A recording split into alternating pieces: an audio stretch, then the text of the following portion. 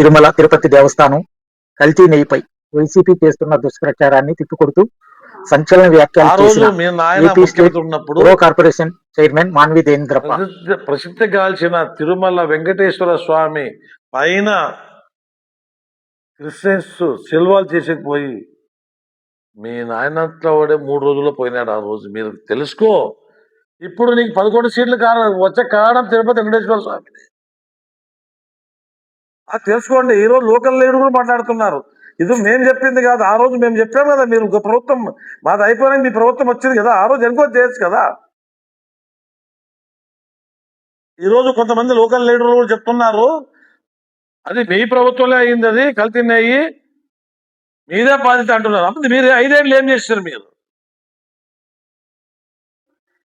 తిరుపతి వెంకటేశ్వర స్వామి చంద్రబాబు నాయుడిని గతంలో దుష్టులు ఆయన చంపాలని చూస్తే పైన 50-40 ఏళ్ళ నుంచి కింద పడ్డాడు. అంతా మానే స్వామి ఆ రోజు మిగిల్చి చంద్రబాబు నాయుడిని.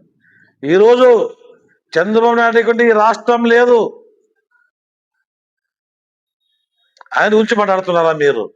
ఈరోజు 2 ఏళ్ళ నుంచి ఈ రాష్ట్రం అల్లలకల్లంట. ప్రశాంతంగా ఉన్నారు ప్రజలు, ఎవరు స్వేచ్ఛ వాళ్ళు బతుకుతున్నారు.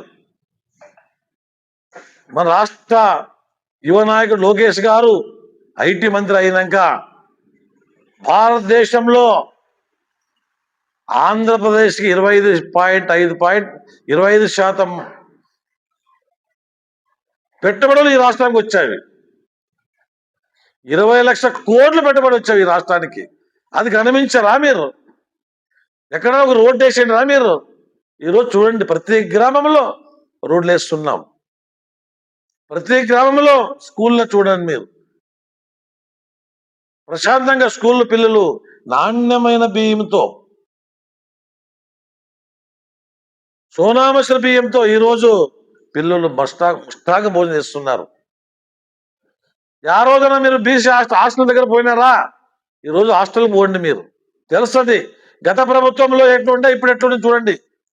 మీ వైసీపీ నాయకులు కళ్ళు ఉన్నావో లేదో తెలీదు. మీరు ఈ టౌన్లో ఉంచి మాట్లాడద్దండి. ప్రతి హాస్టల్ విజిట్ చేయండి, మీరు ప్రతి స్కూల్ని విజిట్ చేయండి. మీకు తెలుస్తుంది చంద్రబాబు నాయుడుకు వ్యత్యాసం. చంద్రబాబు నాయుడుకు జగన్మోహన్కి ఎంత వ్యత్యాసం వచ్చింది ఇప్పుడన్నా తెలుసుకోండి. తిరుపతి వెంకటేశ్వర స్వామికి గుండు కొట్టించుకొని మీరు నమస్కారం చేస్తూ పాదయాత్ర చేయండి. అప్పుడన్నా మీ తగ్గుతుందేమో. జగన్మోహన్ రెడ్డి రఫా అంటాడు. ఎక్కడ రఫా లేదు, పఫా లేదు. ఇంకా మీ భవిష్యత్తు అయిపోయింది. ఇంకా ప్రజలు నమ్మరు. ఏమన్నా 3 ఏళ్ళు ఉందంట, 15 నెలలు పాదయాత్ర చేస్తాడంట, 15 నెలలు ఎలక్షన్ అంట. మరి తానే వస్తాడు. ఎక్కడ వస్తారు ఈ ప్రజలు? ఏమని వస్తున్నావు నువ్వు? 1000 రూపాయలు 5 ఏళ్ళు డేస్ పెంచేందుకు వస్తావా? ఈరోజు 1వ తారీఖు, రేపు ఆదివారం అని ఈరోజు 31వ తారీఖు ఇచ్చిన ఘనత పేద ప్రజలకి, అవ్వాతాతలకి, వికలాంగులకి ఒకరోజు ముందు ఇచ్చిన ఘనత చంద్రబాబు నాయుడు. 1000 రూపాయలు పెంచి ఎంతో గొప్ప చెప్పుకుంటారు మీరు. ఆ రోజు 200 నుంచి 2000 చేసిన ఘనత చంద్రబాబు నాయుడు. మీరు చేసింది 1000 రూపాయలు 5 ఏళ్ళు, 3000ని 4000 చేసిన ఘనత చంద్రబాబు నాయుడు. ఎప్పటి నుంచి? ఆయన సీఎం కాక ముందు నుంచి 2 నెలల నుంచి. అది తెలుసుకోండి ఫస్ట్. ఏమో మాతో మాట్లాడద్దండి మీరు. ఈరోజు చేనేత కార్మికులకి 200 యూనిట్ కరెంటు ఫ్రీ ఇస్తున్నాడు. చేనేత కార్మికులకి పెన్షన్ ఇస్తున్నాం. చేనేత కార్మికులకి వాళ్ళు చేసిన ఇది బట్టలన్నీ గవర్నమెంట్ ఒక కమర్షియల్ సేల్స్కి పెట్టింది. వాళ్ళతో తీసుకొని మన చేనేత కార్మికులు చేసిన బట్టలన్నీ ఒక బజార్లు తెచ్చి, ఒక అంగడి చేసి, ఒక పెద్ద షాప్ చేసి, శాఖ కాంప్లెక్స్ చేసి వాళ్ళ సేల్స్ పెట్టాం. ఈరోజు మీరు ఎక్కడైనా మాట్లాడినారా? న్యాయ బ్రాహ్మణులకి ఉచిత కరెంట్ ఇస్తున్నాం, చాకలకి ఉచిత కరెంట్ ఇస్తున్నాం.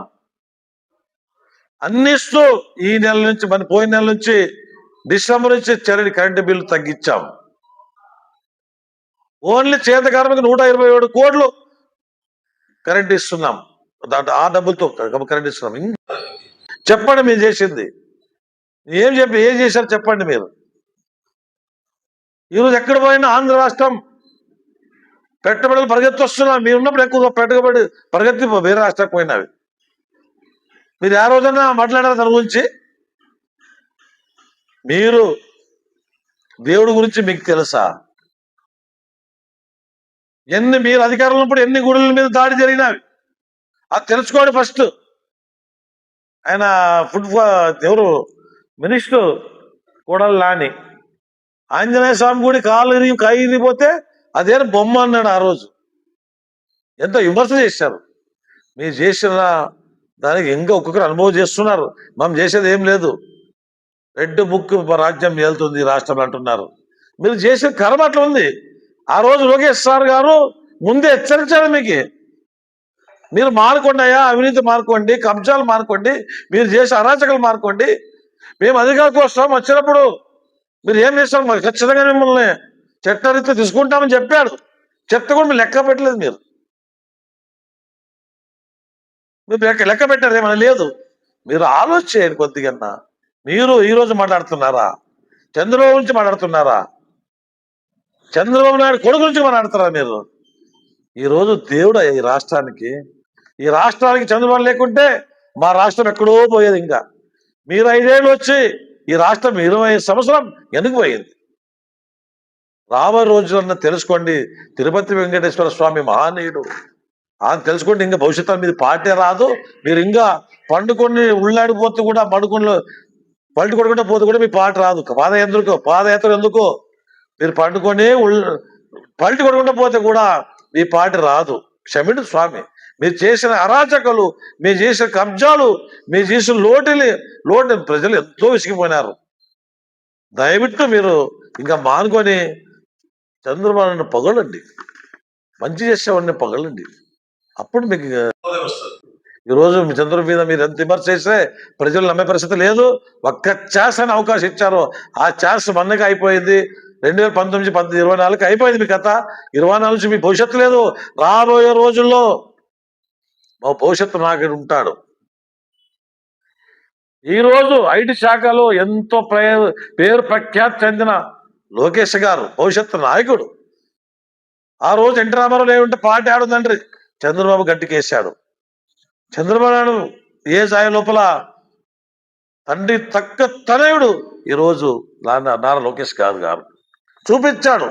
ఆ రోజు ఎంతో విమర్శ చేశారు లోకేష్ మీద, మీరు ఎంతో విమర్శ చేశారు. ఈరోజు ప్రజలకు తెలుసు. ప్రజలు ఏం తెలుసుకుంటారో అందరూ తెలుసు మీకు. ఇంకా మీరు భవిష్యత్తు లేదు, మీ పాట ఎక్కడ రాదు. నేను చెప్పాను కదా, పాదయాత్ర ఎందుకు? మీరు పండుకొని లగాటు కొడుకుంటూ పోతే మీరు కూడా పార్టీ రాదు. మానుకోండి, మంచి చేసేవాడిని ఓడండి, మీ భవిష్యత్తు ఉండాలని కోరుకుంటూ నా పేరు మాన్వి దేవేంద్రప్ప, రాష్ట్ర కుర్వ కార్పొరేషన్ చైర్మన్.